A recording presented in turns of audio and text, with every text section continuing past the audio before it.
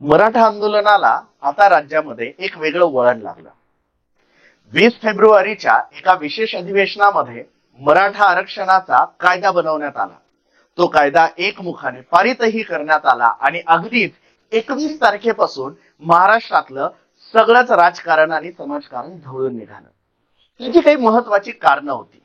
तर महत्वाची कारणं काय होती? विशेष अधिवेशन घेण्याचं कारण होतं मनोज जरांगे पाटील यांचं आंदोलन, मराठा समाजाचं आंदोलन। आणि या आंदोलनामध्ये मुख्य मागणी काय होती? तर आम्हाला ओबीसी मधून आरक्षण मिळालं पाहिजे। परंतु सरकारने वारंवार ओबीसी मधून आरक्षण मिळेल असा शब्द देत ऐनवेळी यू टर्न घेत मराठा समाजाला वेगळं 10% आरक्षण दिलं। आता ह्या 10% आरक्षणानंतर समाजामधून जो आनंद व्यक्त व्हायला पाहिजे होता, सरकारची जी वाहवा व्हायला पाहिजे होती, ती कदाचित झाली नाही। आणि म्हणूनच की काय, 21 फेब्रुवारी पासून मनोज जरांगे पाटील आणि त्यांच्या आडून मराठा समाजाला टार्गेट करायला कदाचित सुरुवात करण्यात आली। परंतु या सगळ्या गोष्टींचा अध्याय कधी लिहिला गेला होता हे आपल्याला माहित आहे का? तर सुरू करूया या व्हिडिओच्या माध्यमातून। मी डॉक्टर महेश आणि आपण बघत आहात गोष्ट छोटी पण डोंगरा एवढी।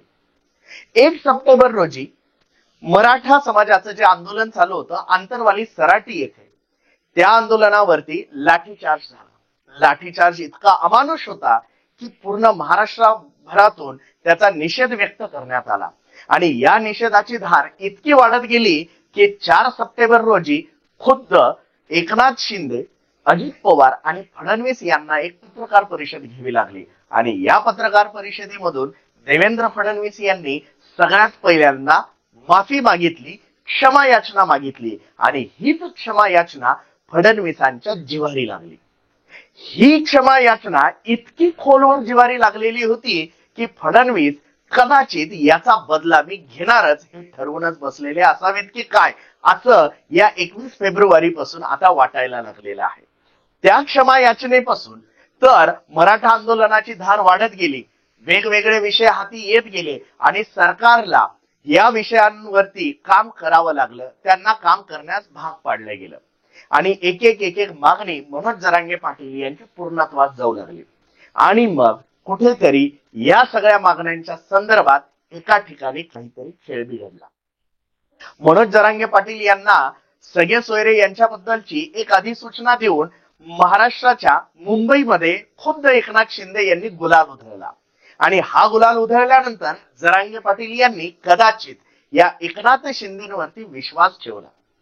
मुख्यमंत्र्यांनी शब्द दिला, एवढ्या जनतेमध्ये येऊन गुलाल उधळलाय, पेढा भरवलाय, याचा अर्थ हे खोटं बोलत नसावे असा गोड गैरसमज कदाचित मनोज जरांगे पाटील यांचा झाला असावा। आणि मनोज जरांगे पाटील मुंबईतून आंदोलकांसह परत आले। परत आल्यानंतर 10 तारखेला त्यांना कुठेतरी कुणकुण लागली आणि त्यांच्या लक्षात आलं 10 फेब्रुवारीला की मराठा आरक्षणाचा वेगळा कायदा बनतोय आणि सगळे सोयरे याच्या अधिसूचनेला, कायद्याला सरकार फाटा देते। आपलं उपोषण चालू आहे आणि उपोषणामध्ये अशी एखादी गोष्ट आली की ज्यामध्ये त्यांना कळालं की मला पूर्णतः फसवलं गेलंय आणि जरांगे पाटील त्या रागाच्या भरामध्ये काही गोष्टी बोलून गेले। आणि या बोललेल्याच गोष्टी ठरल्या वादग्रस्त। आणि वादग्रस्त गोष्टींचा फायदा घेणार नाही ते फडणवीस। फडणवीसांनी नेमकी हीच गोष्ट हेरली। इतक्या महिन्यांमध्ये ते जरांगे पाटील यांची एक चूक शोधण्याच्या मागे लागलेले होते आणि ती चूक नेमकी जरांगे पाटील यांनी केली। आता या चुकीचा आधार घेत 20 फेब्रुवारीला जेव्हा मराठा आरक्षणाचा कायदा झाला तेव्हा ही चूक आणि त्यांच्यावरती नाराज असलेले काही मराठा आंदोलक यांना हातीशी धरून सरकारने 21 फेब्रुवारी पासून ट्रॅप रचायला सुरुवात केली। आणि याच ट्रॅप मध्ये नेमकं जरांगे पाटील आणि त्यांच्याच भोवती फिरणारं मराठा आंदोलन अडकले। आणि याचा पुरेपूर फायदा घेत फडणवीसांनी हे आंदोलन चिरडलं आणि 10% आरक्षण घ्यायला भाग पाडायचं असा 100% प्रयत्न त्यांनी या माध्यमातून चालवला। परंतु महाराष्ट्रामध्ये शिवीगाळ होणं हे काही नवीन नाही।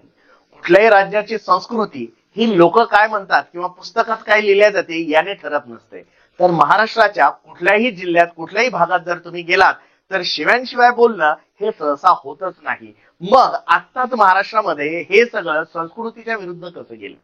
इतके सगळे राजकारणी शिव्या देणारे आणि पाप करणारे जेव्हा बीजेपीत जातात तेव्हा ते पवित्र कसे होतात? आणि मग यातूनच हे आंदोलन एवढं बदनाम करण्याचं कारण काय? तर ते कारण म्हणजे जिव्हारी लागलेली क्षमायाचना. आता या क्षमायाचनेनंतर दुसरी क्षमायाचना झालेली आहे जरांगे पाटील यांची. आता जरांगे पाटील यांनी जेवढ्या मोठ्या मनाने फडणवीसांना माफ केलं तेवढ्याच मोठं मन फडणवीस दाखवणार का, हा चर्चेचा विषय आहे. जर मित्रांनो आपल्याला हा व्हिडिओ आवडला असेल तर आमच्या चॅनलला सबस्क्राईब करायला विसरू नका. आणि हा व्हिडिओ आपल्याला माहितीपूर्ण अभ्यासपूर्ण जर वाटला असेल तर लाईक आणि शेअर करायला विसरू नका. धन्यवाद.